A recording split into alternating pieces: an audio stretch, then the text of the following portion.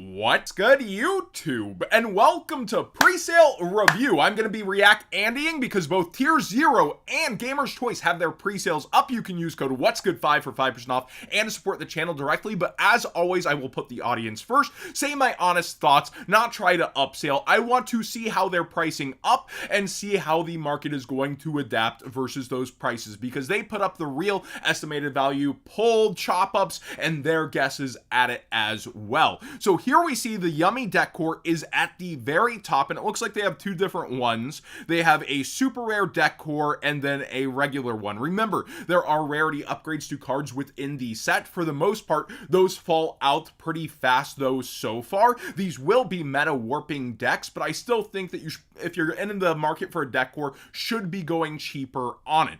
I think that Dragon Tail and Canine are priced the same. I think that's a bit of a mistake. I think it will be Dragon Tail at the bottom, and I think Canine is a lot more talked about within the metagame, and a lot more chatter goes on with mixing those decks and using it. I think Dragon Tail brings up the rear, but still is a very solid deck, but I think it will be at the bottom of this set versus everything. Not a single $100 card. You love to see that. So we see here, starting with the Starlights, we have Yummy Snatchy as well as Cupsy. Then we have the Draco Tails here at 82. Most of the Starlights I feel like fall out towards 80, but with meta warping ones, they could come back up and over. So it's just nice to see this cheaper start as well within it for people doing estimated value pulled. And then it looks like we mostly get into collector rares. I see here's the Canine Lupus all the way down under 50, so that's pretty cheap. And then we continue through into an ultra rare at almost $50, the Canine 17 Izuna. Okay, that is pretty expensive. And then everything else at 20 and under. That is truly interesting with only two $20 cards, and then we get into 16s and under 15s.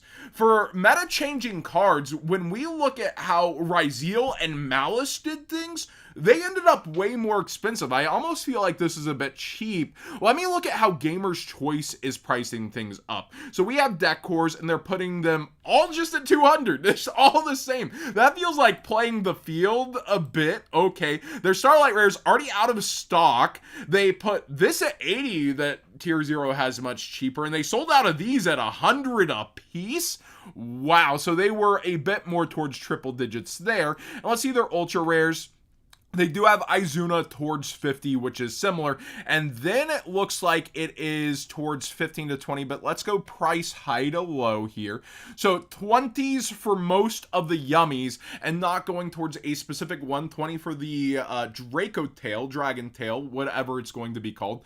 And then we go through here. It does feel a bit like they're playing more of a spread here and trying to not as much guess which one will be good, while going with the max waifu tax towards 50, and it does feel like this will be the chase card, the Izuna. I do agree with both picks for the chase cards for once. The price is unfortunately very, very high, but it is going to be the lightning rod for value within the set, and I don't blame them for pricing this way. I was hoping for 40 early, but I was guessing it could go towards 50. This makes sense, basically, unfortunately, on where they're pricing an ultra rare in a set, because ultra rare is top rarity. Then we see that they do have the Yummy stuff here towards 20, but then it falls off faster and things go down under price faster over here, and the ultra rares go all the way down for Lupus being towards 12. And then the super rares they have priced out. Again, with supers, I wouldn't really fret it as much. Most of these sets, people just rip open chasing for the ultras, and I don't think the super should necessarily be the focus. A lot better job than I thought it would be pricing up from both websites. I thought I would be cursing a bit almost at how things might be priced up. I am surprised at how quickly these have sold out at that price, so Gamer's Choice maybe knows a little something what they're doing. And then Tier 0 having theirs up a bit cheaper is nice and refreshing to see. All right, let's go ahead and get into the rest of Market Watch. Again, very much better than I thought after what we lived through with Ryzeal and Malice for game-changing cards. Like, this is what you want to see engines at, and I'm kind of shocked. I do think the boxes over time could go up, not necessarily versus this, but they could be like $90 boxes or something. During its meta run, I expect it to really emulate what the other set did, but let me know your thoughts as well, and on the pricing. I've been very harsh on pre-sales for the past few, and it's really just refreshing to see, okay, a lot of this ended up being around or under, a bit of a playing of the spread, but overall, I'm enjoying what I'm seeing versus what I thought I would be seeing. Dino Wrestler Pinkratops is pretty good against multiple decks that are coming out in Justice Hunters, and with that, the quarter century secret rare has been spiking, and it's gone up towards $8. Tons of nice versions of this exist, though, so, I mean, take your pick of a nice, shiny Pinkratops, but here's the quarter century secret rare. We see a lot of Rose support coming out, and then Akiza support should be speculated on as well. So people bought out the super rare version of Basil Rose Shoot. There are 2 commons, so don't worry about getting a copy, although if you don't have access and you're looking forward to that, I'd get the common sooner than later. This super rare, however, has been bought out from the tournament packs and is just up towards like $3. Red Rose Dragon has a couple versions as well, but they're all really spiking right now, and now it's towards $8 to $9. This has been in metagames before and is a very, very good card, so I don't blame people for going for the highest versions.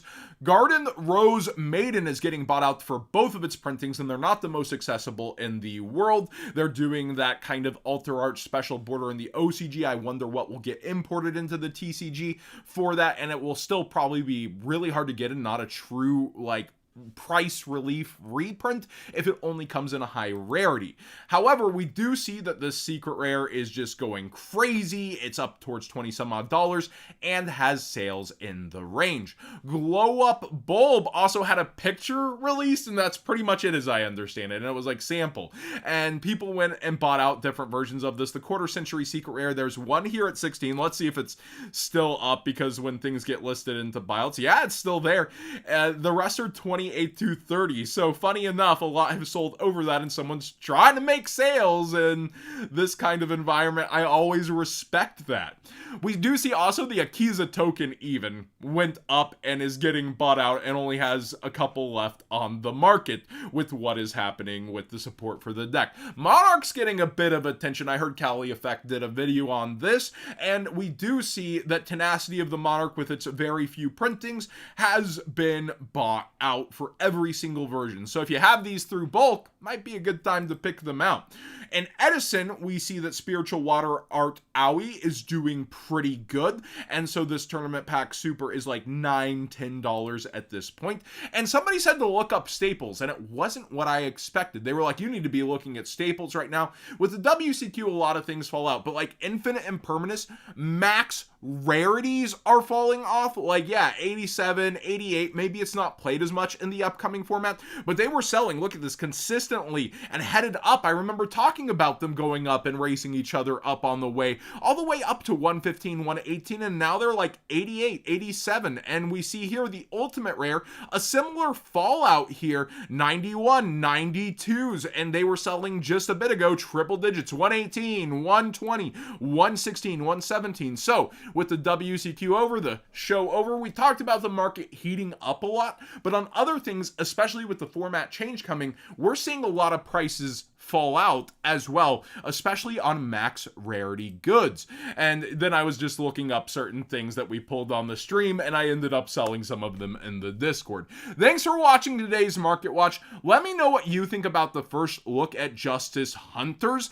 I really thought we would be seeing more of an adaptive Malice Ryzeal situation, and that's not what we're facing at all for the most part. I am really enjoying that the prices are actually relatively low versus what I expect, except on, you know, a $50 ultra rare, but that lightning rod is clearing the way for a lot of the rest of the cards to end up being cheaper than I expected, at least early. I do expect Draco Tail to probably fall off versus the other two as they become the chases and people go after them.